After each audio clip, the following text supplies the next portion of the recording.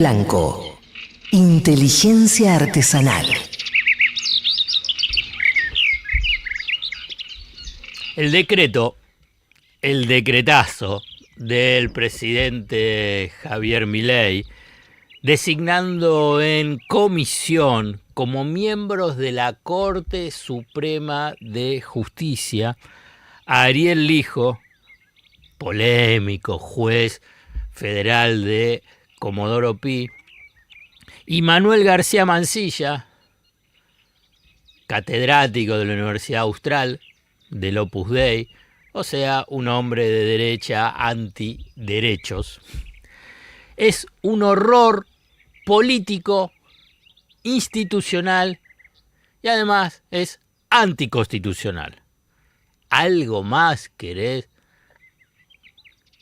para dar cuenta de este decretazo de Milei que degrada las instituciones democráticas? El antecedente inmediato, que es de ahí donde se toma el mundo liberal libertario, es que a los pocos días de asumir la presidencia de la Nación, Mauricio Macri designa por decreto a dos jueces de la Corte, Horacio Rosati y Rosenkrantz. Quien le escribió la letra en ese momento fue Pepín Rodríguez Simón, quien estuvo prófugo, ¿cuánto tiempo?, en Punta del Este, y después por ahora, en un acuerdo bastante oscuro, volvió a la Argentina, y él no va preso, él no fue preso. Pero volvamos. Pero hubo una reacción política, social, respecto a ese decreto de Macri. Entonces dio marcha atrás. E hizo lo que tenía que hacer, buscar acuerdos políticos, y consiguió que el Senado apruebe los pliegos. Obviamente que Rosati y Rosenkrantz tienen un vicio de origen. Ellos aceptaron ser designados por decreto. Entonces hoy, ¿qué van a decir con esta designación por decreto de Milei? Nada. Hacen el papelón. Hacen lo desagradable de lo que fue la jura de García Mansilla, sin gente, sin filmación, simplemente con una foto, y que el único que sonreía era Lorenzetti en la foto. ¿Por qué? Porque Lorenzetti es parte de este diseño de nueva Corte Suprema de Justicia en acuerdo con Milei para colocar al hijo, porque la línea es Lorenzetti-Lijo en lo que se denominó la doctrina Irursum, de meter preso a los funcionarios cuando ya dejaron de ser funcionarios, por la eventualidad del riesgo potencial del poder que aún mantiene. Un verso jurídico infernal solamente para perseguir a políticos, específicamente a políticos del kirchnerismo.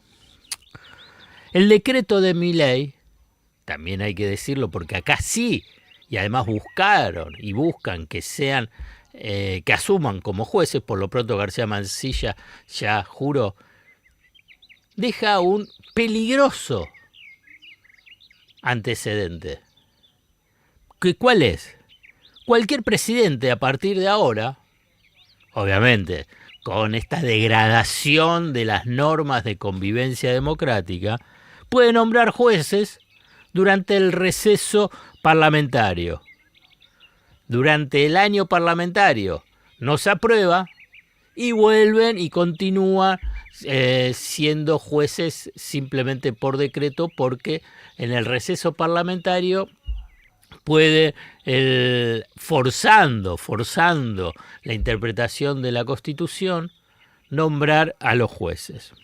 Y por consiguiente así sigue por tiempo indeterminado.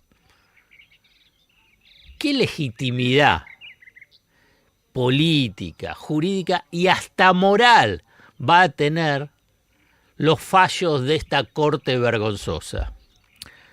La división de poderes queda así herida de muerte.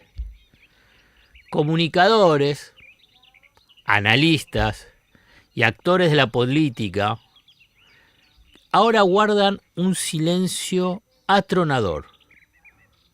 Un silencio atronador por este atropello a las instituciones. Son, uno puede denominarlo, republicanos selectivos. Son estrictos cuando del otro lado, o para lo que están en el gobierno, son gobiernos nacionales y populares.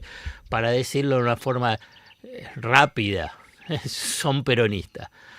Entonces ahí son estrictísimos, vinculados con la idea de la república, hasta forzando y mintiendo y engañando. Y ahora, silencio atronador. A un gobierno peronista son catadores estrictos. Para gobierno de derecha son promotores de la violación sistemática de la Constitución, como está pasando ahora en el gobierno de Milei. El termómetro del republicanismo con el que se medía el peronismo en todas sus etapas de gobierno en los últimos 20 años, hoy no lo utilizan con el gobierno libertario. Un ejercicio contrafáctico.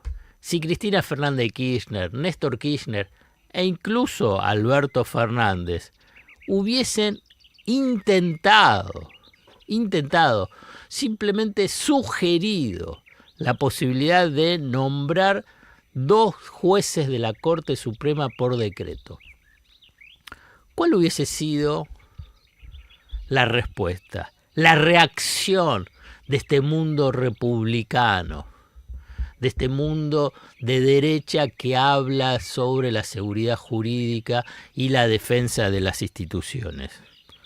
Hubiesen puesto el grito en el cielo, hubiesen dicho que había un gobierno autoritario, que los jueces son de facto, que los fallos no tienen validez, etcétera, etcétera. Hubiesen convocado a movilizaciones e incluso a la destitución de un gobierno.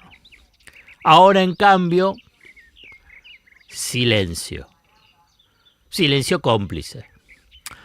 El factor central que el mundo de derecha indignado oculta es que el kirchnerismo no lo hizo. No nombró por decreto a jueces pese a que tenían las vacantes. Cristina Fernández de Kirchner mandó un pliego al Senado, el de Carles, y no fue aprobado. Incluso hizo la presentación Carles y no fue aprobado. No lo nombró por decreto. E incluso se autolimitó cuando la Corte era de 9 miembros y fueron retirándose, y dejó la Corte en 5 miembros. Podía haber mandado, durante que tenía más poder político, jueces a la Corte para que sea de 9 y pasaba a tener una mayoría.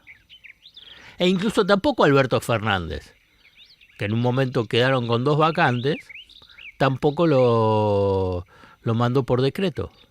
Hay una diferencia sobre la idea esta de la institucionalidad. Durante años, gran parte de la sociedad ha sido inundada de mensajes, engañada a partir de la idea de que Cristina Fernández de Kirchner, el kirchnerismo, estaba violando la institucionalidad. La verdad, hay muchos indicios y hechos concretos que muestran que Cristina Fernández de Kirchner hasta tiene una institucionalidad extrema. Hasta te diría en línea con lo que es Lilita Carrió. Peleadas, qué sé yo, por qué, cuestiones personales, políticas, entre ellas, no me importa. Simplemente como señal. Fíjense que hasta por un tema político y hasta extremando esta institucionalidad, mandó una ley con un conflicto político impresionante, como fue la crisis del 2008 con la crisis del campo, por la resolución 125, por el tema de las retenciones, a que sea debatida en el Congreso las retenciones, cuando Fíjense que ahora casi no se discute en el Congreso el tema de la retención. Siempre aparece como facultades delegadas en el poder ejecutivo. Las suben, las bajas, con márgenes, con límites, ¿no? Bueno, con lo de la Corte Suprema e incluso con la reforma del Poder Judicial, que fue enviada al Congreso para que sea debatida. El tema del Consejo de la Magistratura. Todo vinculado con el tema de la institucionalidad y el respeto de la división de poderes. Otro silencio atronador es de las cámaras empresariales. Guardianes de la República. No dicen nada. Y lo que dicen es bastante light, muy livianito. Pero no eran ellos los dueños de la Argentina que defienden la República, la institucionalidad, que si no, no va a haber inversiones, la seguridad jurídica. Y ahora no dicen nada. En última instancia, lo que se ve, que tanto por la Corte, la idea de Corte Suprema, Justicia Independiente, son Cortes Supremas que defienden los intereses del poder económico, la de Menem, la de Macri y ahora la de Milei. Con esta lógica vinculado que el Poder Judicial está al servicio de la defensa de los intereses de las corporaciones. En cambio, cuando hay una Corte Suprema que fue ejemplar, la de Zaffaroni, la de Hayton de Lonasco, la de Carmen Argibay, e incluso también la de Alfonsín en su momento, aparecen ahí siempre cuestionamientos. Avanza con Milei el desmoronamiento de la división de poderes de la democracia liberal. ¿Cuál es la democracia liberal? Tiene estos tres factores: representativa, republicana y federal. Federal es, obviamente, que avasalla todos las normas de vinculación nación-provincia, reteniéndole fondos, extorsionando a los gobernadores. Bueno, con lo republicano está más que claro, vinculado con el avasallamiento a lo que es la Corte Suprema de Justicia, la degradación de la Corte Suprema de Justicia, el ninguneo al poder legislativo y un poder ejecutivo que gobierna por decreto. Y representativo es que la verdad no da cuenta de lo que es la verdadera representación popular, diputados y senadores, y se dedica el gobierno a extorsionar, a corromper a estos representantes. La degradación institucional es acelerada. El papel de los tres jueces de la Corte es patético. En países europeos, ante el avance de la ultraderecha, se han impulsado lo que se conocen como cordones sanitarios políticos para defender las instituciones, los derechos y la convivencia democrática de la sociedad. Cordones sanitarios que van desde la derecha hasta la izquierda. Complejo ese cordón sanitario por los diferentes intereses que son contradictorios, pero frente a un peligro mayor, que es el de la ultraderecha. Es tiempo entonces, y sé que es hasta para algunos les puede parecer utópico, construir un cordón sanitario en Argentina, un cordón sanitario político en el país. El silencio frente al avance del autoritarismo de este gobierno libertario es complicidad con un gobierno reaccionario que está destruyendo las bases democráticas. No tengas miedo, no siempre se choca andando a contramano. Muy temprano a la mañana